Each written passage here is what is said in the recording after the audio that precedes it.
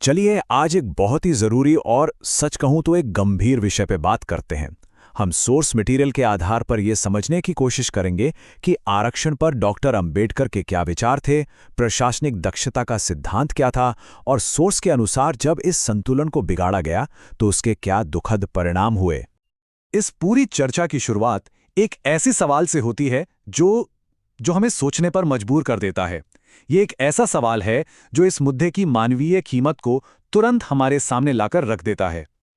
अब जो आंकड़ा सामने आता है वो सच में चौंकाने वाला है। 2 लाख से ज्यादा। सोचिए जरा, सोर्स के मुताबिक पिछले 25 सालों में भारत में 2 लाख से ज्यादा स्टूडेंट्स ने अपनी जान ले ली है। ये सिर्फ एक नंबर नहीं है, ये 2 लाख कहानियां हैं, 2 लाख सपने हैं, 2 लाख परिवार हैं जो टूट गए। ये संख्या उस संकट के पैमाने को दिखाती है जिस पर आज हम बात कर रहे हैं। तो चलिए अब थोड़ा गहराई में उतरते हैं और देखते हैं कि हमारा मूल संवैधानिक ढांचा क्या कहता था, खासकर डॉक्टर अंबेडकर का सामाजिक उत्थान और देश की प्रगति के बीच संतुलन बनाने का नजरिया क्या था। देखिए, जब संविधान बन रहा था तो बनाने वालों के मन में एक बात बिल्कुल साफ थी कि हमारे समाज में कुछ समुदाय ऐसे हैं जिनका सदियों से शोषण हुआ है, तो उन्हें आज़ाद भारत में आगे बढ़ने का, बराबरी पर आने का एक मौका मिलना चाहिए। और इसी सोच के साथ आरक्षण का प्रावधान लाया गया। लेकिन यहाँ एक बहुत दिलचस्प बात सामने आती है जो सोर्स मटेरियल में बताई गई है। डॉक्टर अंबेडकर का मानना था कि आरक्षण एक दोधारी तलवार जैसा है। मतलब इससे मदद तो हो सकती है, लेकिन अगर इसे ठीक से सावधानी से लागू नहीं किया गया तो यह नुकसान भी कर सकता है। और शायद इसी चिंता की वजह से संविधान में एक खास चीज जोड़ी गई, अनुच्छेद 335। इसे एक बहुत जरूरी बैलेंसिंग मैकेनिज्म यानी संतुलन बनाने वाले तंत्र के तौर पर डिजाइन किया गया था। तो अनुच्छेद 335 का मकसद क्या था? देखिए, इसके 2 पहलू थे।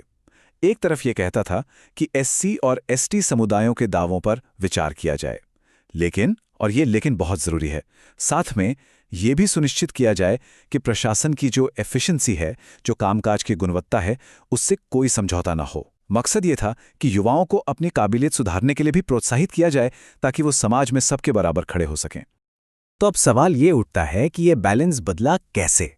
चलिए देखते हैं कि दशकों बाद एक बड़े संवैधानिक संशोधन ने सोर्स के मुताबिक इस पूरी तस्वीर को कैसे बदल दिया।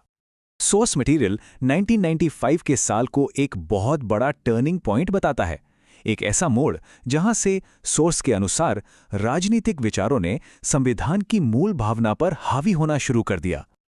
और ये बदलाव क्या था, वो इस कंपैरिजन से बिल्कुल साफ हो जाता है। 1995 से पहले आरक्षण एफिशिएंसी की शर्त के साथ था, लेकिन 77वें संशोधन के बाद क्वालिफाइंग मार्क्स में छूट देने का प्रावधान आ गया। पहले जहां मेरिट जरूरी थी, वहीं अब इवैल्यूएशन के स्टैंडर्ड्स में ढील दी जाने लगी। और तो और प्रमोशंस में भी आरक्षण शुरू हो गया जो पहले नहीं था। तो इस बदलाव का नतीजा क्या हुआ? सोर्स ये तर्क देता है कि इसके बाद कई ऐसे अनचाहे और दुखद परिणाम सामने आए जिनका असर सीधा उन स्टूडेंट्स पर पड़ा जिनकी मदद के लिए ये पॉलिसी थी।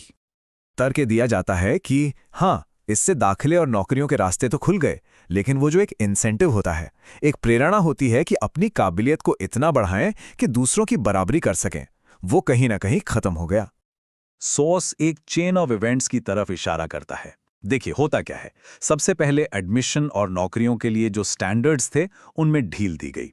इससे स्टूडेंट्स देश के टॉप संस्थानों, आईआईटीज, आईआईएम्स, मेडिकल कॉलेजों में पहुंच तो गए, लेकिन वहां का माहौल, वहां की पढ़ाई का दबाव वो झेल नहीं पाए।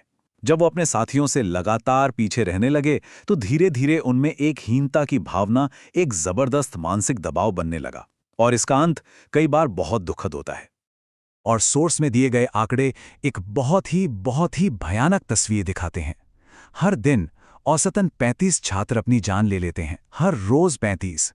ये आंकड़ा हमें याद दिलाता है कि ये सिर्फ कोई एकेडमिक बहस नहीं है, ये एक मानवीय त्रासदी है जो हमारे चारों ओर हो रही है। और यहीं पर हम वापस उस चेतावनी पर आते हैं जिसका जिक्र शुरू में हुआ था, वो चेतावनी जिसका श्रेय डॉक्टर अंबेडकर की दूरदर्शिता को दिया जाता है। लेखक का सुझाव है कि आज का जो संकट है वो ठीक वैसा ही है जिसके खिलाफ शायद डॉक्टर अंबेडकर ने आगाह किया था। एक ऐसी स्थिति जहां मदद करने की कोशिश में अनजाने में हम नुकसान कर बैठें और युवा अपनी काबिलियत को विकसित करने की कोशिश ही छोड़ दें। तो ये पूरी चर्चा हमें एक बहुत बड़े सवाल पर लाके खड़ा कर देती है। वो सवाल ये है कि सामाजिक न्याय और प्रशासनिक दक्षता, इन दोनों के बीच संतुलन आखिर कैसे बनाया जा सकता है? क्या ये मुमकिन है कि हम एक लक्ष्य को पाने के लिए दूसरे की कुर्बानी ना दें? ये एक ऐसा सवाल है जिस पर हम सबको मिलकर सोचना होगा।